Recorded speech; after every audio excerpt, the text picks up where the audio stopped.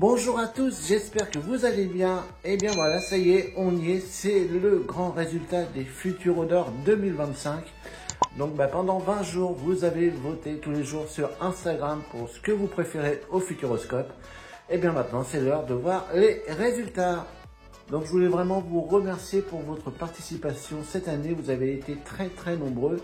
Et après les résultats, eh bien, je vous parlerai de la prochaine édition. Et vous allez voir, ça sera une toute nouvelle formule, une toute nouvelle version. Et ça va être un petit peu plus rapide que prévu. Il n'y aura pas besoin d'attendre un an avant la prochaine édition. Mais ça, je vous explique ça juste après les résultats. Et les résultats maintenant, eh bien, on va aller voir un petit peu tous les gagnants de ces Futurodor 2025. Et on va commencer par les 10 nouveaux thèmes et on va commencer par les vieilles attractions qui sont encore sur le parc et que vous aimez toujours. Et dans les nommés, nous avions la Vienne Dynamique, donc Eco Dingo, Arthur l'aventure 4D et les lapins crétins, la machine à voyager dans le temps. Et la vieille attraction que vous aimez toujours est la Vienne Dynamique avec 44%. Ensuite, on avait en deuxième Arthur l'aventure 4D avec 31%. La machine à voyager dans le temps avec les lapins crétins 18%. Et enfin Dynamique avec 7%. Alors ensuite, dans la catégorie du meilleur pré-show, vous aviez le choix entre l'extraordinaire voyage, chasseur de tornades, la Vienne Dynamique, étincelle, la malédiction de l'opale noire et le meilleur pré-show est chasseur de tornades avec 61% des voix, donc très largement. Suivi en deuxième position de l'extraordinaire voyage avec 17%. Étincelle, la malédiction de l'opale noire avec 13%. Et enfin la Vienne Dynamique avec 9%. Alors ensuite, dans les, on va dire, nouveaux thèmes, mais thèmes modifiés, il était là l'année dernière, mais dans une nouvelle version cette année, le meilleur pavillon de jour. Donc vous aviez le choix entre le Kinemax, les tapis magiques, la boule du Futuroscope et la Gyrotour. Et le meilleur pavillon de jour est le Kinemax avec 56% des voix. En deuxième position, les tapis magiques, 32% des voix. Ensuite, la boule du Futuroscope, 12%. Et la Gyrotour, malheureusement, 0. Et maintenant, c'est la suite du thème précédent, le meilleur pavillon, mais de nuit cette fois-ci. Et les nommés étaient les mêmes, le Kinemax, les tapis magiques, la boule du Futuroscope et la Gyrotour. Et pour le meilleur pavillon de nuit, eh bien, le gagnant est les tapis magiques avec 56% des voix, suivi de la boule du Futuroscope 23%, le Kinemax 13% et la Gyrotour 8%. Elle a fait un petit peu mieux que de jour. Donc vous voyez pourquoi ce thème était intéressant de le séparer en deux, puisqu'on voit que les résultats sont totalement différents de jour comme de nuit. Donc voilà, c'était pour ça que j'ai trouvé ça intéressant de départager un petit peu le jour et la nuit pour ces deux catégories. Alors la prochaine catégorie, ça a été très serré dans les votes. C'est la meilleure scène de l'attraction de la machine à voyager dans le temps avec les lapins crétins. Donc les nommés étaient la scène de la préhistoire, la Grèce, les Indiens ou le medley. Et ça s'est joué à une voix près. Donc je vous ai dit c'était très serré. Et le gagnant est la scène des Indiens avec 32% des voix. Juste derrière, eh bien c'était le medley avec 30%. Ensuite la Grèce 24%. Et enfin la préhistoire avec 14%. Alors maintenant, nous partons direction l'Aquascope pour désigner le meilleur toboggan. Là encore, ça a été très dur à départager, c'était très serré.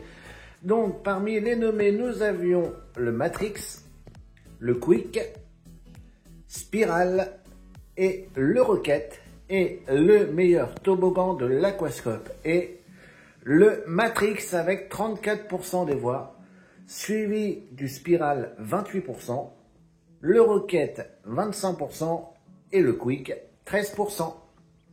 Et on reste à l'Aquascope avec la catégorie de la meilleure activité à l'Aquascope. Alors vous aviez le choix avec les toboggans, l'Aquaciné, donc le film avec Kraki, les abysses de lumière et la zone enfant Et la meilleure activité de l'aquascope est les toboggans avec 41% des voix, suivi de l'aquaciné avec 35% des voix, les abysses de lumière 21% et enfin la zone enfant avec 3%.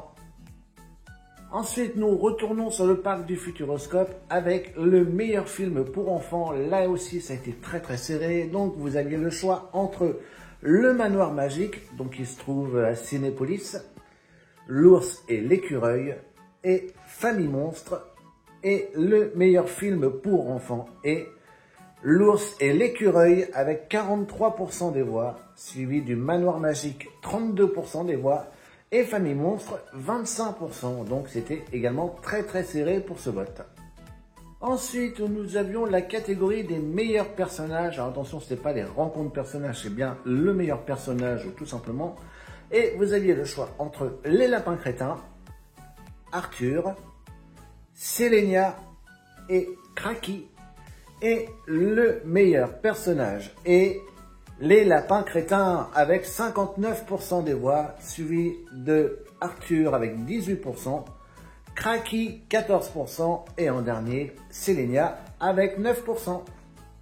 Et enfin, le dernier thème inédit, ça va me permettre également de rectifier une petite erreur qu'il y avait dans les votes. Donc c'est dans la meilleure scène de l'extraordinaire voyage.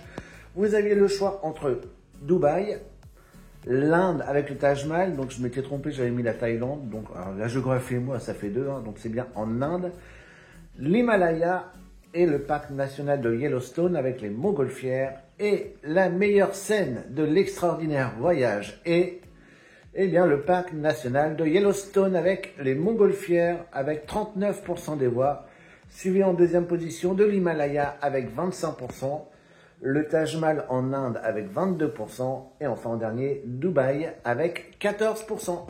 Et maintenant on passe au thème que vous connaissiez déjà, c'est les thèmes qu'on avait eu l'année dernière, ils ont remis leur titre en jeu et il y a eu des surprises, à commencer par ce thème avec le meilleur restaurant. Et donc vous aviez le choix entre le Space Loop, la table d'Arthur, l'atelier des saveurs et Miam, et le meilleur restaurant et le Space Loop avec 47% des voix, suivi de la table d'Arthur 32%, l'atelier des saveurs 13% et Miam 8%. Et oui, quand j'ai dit il y a eu des surprises, et bien l'année dernière c'est la table d'Arthur qui avait gagné, du coup cette année c'est le Space Loop qui est passé. Donc vous voyez, d'une année à une autre ça change, donc j'ai bien fait de remettre en jeu les gagnants de l'année dernière, comme ça on voit qu'il y a eu des petites surprises. Ensuite, on passe dans la catégorie des meilleurs hôtels et vous aviez le choix entre les 3 hôtels du parc. L'hôtel du Futuroscope, l'hôtel Station Cosmos et l'hôtel Ecology. Et le meilleur hôtel est très largement l'hôtel Station Cosmos avec 74% des voix. Donc là, c'est clair, net et sans bavure. En deuxième position, l'Ecology avec 21% et enfin l'hôtel du Futuroscope avec 5%. Ensuite, nous passons dans la catégorie de la meilleure file d'attente et vous aviez le choix entre Chasseur de tornades, l'extraordinaire voyage, Arthur l'aventure 4D et Objectif Mars. Et la meilleure file d'attente est Chasseur de tornades, donc deuxième prix pour lui avec 47% des voix. En deuxième position, Arthur l'aventure 4D 28%, l'extraordinaire voyage 16% et enfin Objectif Mars 9%. Et là on passe dans une catégorie où ça a encore été très serré pour ce vote-là, c'est le meilleur film. Et vous aviez le choix entre Choc cosmique, Dans les yeux de Thomas Pesquet, Antarctica et l'Aquaciné, donc à l'Aquascope. Et le meilleur film est pour Choc cosmique, donc même gagnant que l'année dernière avec 36% des voix, suivi d'Aquaciné 26%, donc belle deuxième place pour l'Aquaciné, suivi après d'Antarctica 21% et enfin Dans les yeux de Thomas Pesquet avec 17%. Nous passons maintenant à la catégorie des meilleurs shows et nous avions le choix entre La Clé des Songes, Eclipse Robotic Show et Illusio. Et le meilleur show revient à La Clé des Songes avec 66% des voix, suivi d'Illusio 29%, et malheureusement Eclipse Robotic Show n'a que 5%. Alors là, on va voir un cas de figure inédit au Futurodeur, puisqu'on va parler des anciennes attractions qui vous manquent le plus. Et pourquoi c'est un cas de figure inédit? Parce qu'il y a une égalité. Alors, les nommés sont Sébastien Loeb Racing Experience, 8e continent le jeu, l'âge de glace et le défi d'Atlantis. Et voilà, comme je vous l'ai dit, vous n'avez pas réussi à les départager, puisqu'on a deux ex-aequo avec 30% des voix. Sébastien Loeb Racing Experience et 8e continent le jeu. Donc ensuite en 3e on a l'âge de glace avec 28% et le défi d'Atlantis avec 12%. Donc dans ce cas de figure, comme je vous avais expliqué sur la vidéo de présentation des Futurodeurs, eh bien c'est Bibi qui va devoir départager. Et du coup l'ancienne attraction qui vous manque le plus. Et du coup le gagnant donc que je choisis est 8e continent, le jeu. Vous savez que j'avais adoré cette attraction, je m'éclatais à chaque fois, donc voilà pourquoi j'ai départagé entre Sébastien Loeb et 8e continent. Eh bien, j'ai choisi le 8e continent, donc vainqueur de cette catégorie.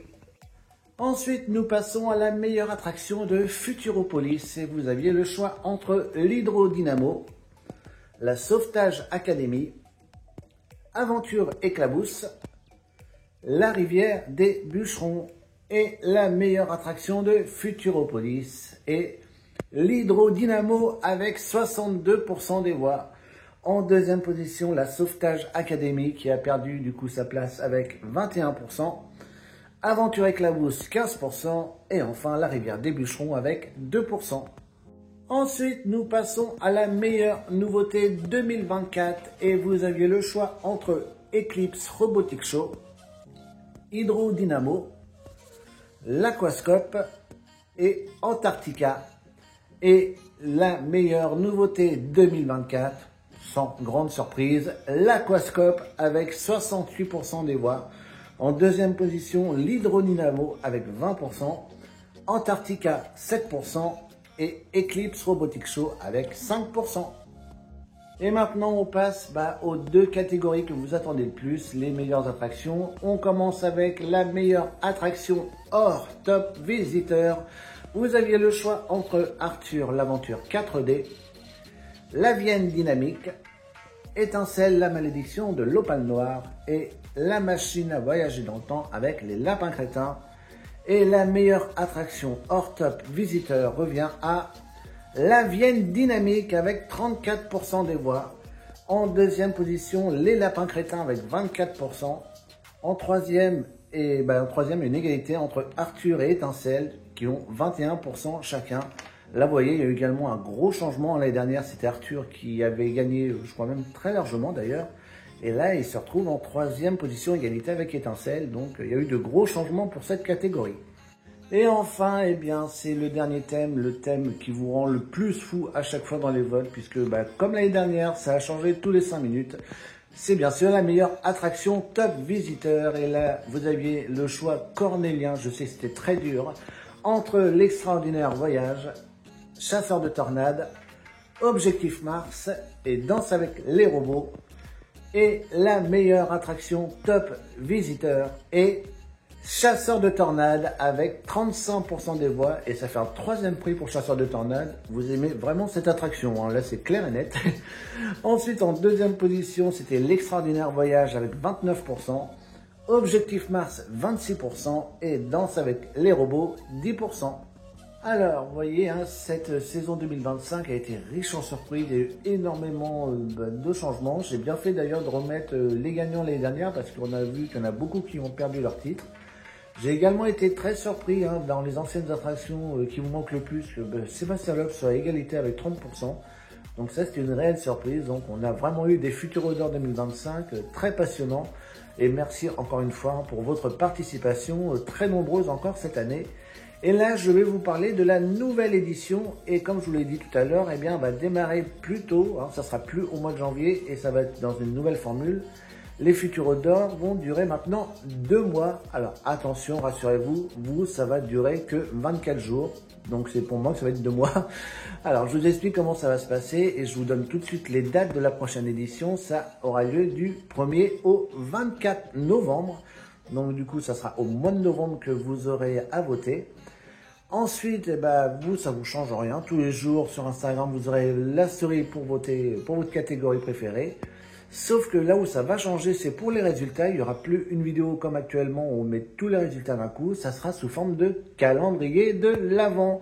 C'est vrai qu'on me demande toujours, est-ce que tu vas faire un calendrier de l'Avent? Bon, je n'en faisais pas spécialement. Et ben cette année, il y en aura un avec les futurs odeurs. Et vous l'avez compris, puisque les votes auront lieu du 1er au 24 novembre, et bien tous les jours du mois de décembre, du 1er au 24 décembre, et bien vous aurez un résultat d'un futur odeur, donc tous les jours en vidéo. Donc ça sera forcément des vidéos très très courtes, hein, juste le temps d'annoncer le résultat de la catégorie du jour. Mais du coup, voilà, ça sera sous forme de calendrier de l'Avent cette année, donc les futurs odeurs. Donc vous voterez du 1er au 24 novembre et vous aurez les résultats donc du 1er au 24 décembre sous forme de mini vidéo pour le calendrier de l'Avent. Alors avant de finir aussi, je vous donne un petit peu le résultat que je vous avais demandé sur la dernière vidéo concernant le générique. Donc vous avez été très nombreux à me dire à peu près la même chose, que vous aimez bien les nouvelles images et vous préfériez par contre l'ancienne musique. Du coup on a fait un mix des deux, donc vous verrez sur les prochaines vidéos. Il y aura bien les nouvelles images que je vous ai proposées, mais avec l'ancienne musique que vous allez pouvoir retrouver. Donc ça sera dans les prochaines vidéos. Celle-là n'avait pas son générique puisque c'était un générique particulier pour les futurs odeurs. Donc, eh bien voilà, la page se ferme pour les futurs odeurs 2025. Et du coup, l'édition suivante aura lieu, comme je vous l'ai dit, du 1er au 24 novembre. Et puis, on est très impatient de découvrir ça. On va voir si on va y avoir encore des surprises pour cette nouvelle édition. Donc, moi, en attendant, je vous fais à tous de gros bisous. On se donne rendez-vous très très vite. Et puis, l'ouverture de la saison Futuroscope approche. Hein, je vous rappelle, c'est le 8 février. Et je pense qu'on va avoir pas mal de surprises pour cette saison. Donc, j'ai hâte d'y être. Donc, rendez-vous le 8 février. D'ici là, prenez soin de vous. Moi, je vous embrasse et on se donne rendez-vous très très vite. Bisous tout le monde et à bientôt.